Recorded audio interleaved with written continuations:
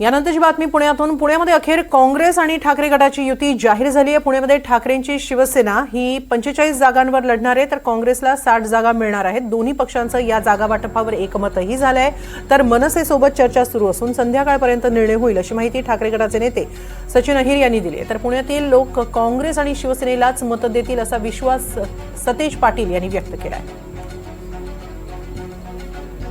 मला सांगण्यात आनंद होतोय की आता ही आघाडी झालेली आहे।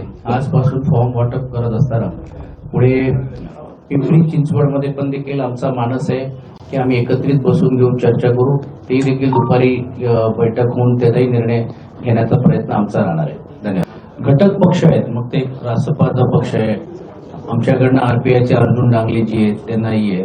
आता जे जे घटक पक्ष आहेत, मग त्यात MNS सारखा पक्ष आहे, हे आम्ही आमच्या स्तरावरती आमची चर्चा सुरू आहे आणि आज दुपार किंवा संध्याकाळपर्यंत त्याही बाबतीतला अंतिम निर्णय, कारण इकडेच कालच हे डिस्कशन झाल्यानंतर नेमकं काय करायचं किंवा कुठच्या सीट घ्यायची द्यायची हा प्रश्न आहे। पण सकारात्मक त्याच्यावर पण दुसऱ्या बाजूला आमचे काही प्रमुख लोक चर्चा करून तो अंतिम स्वरूप पण देखील। नमस्कार। पुणे महापालिकेची निवडणुकीची रणधुमाळी सुरू आहे आणि आज आणि उद्या शेवटचा दिवस आहे फॉर्म भरायचा।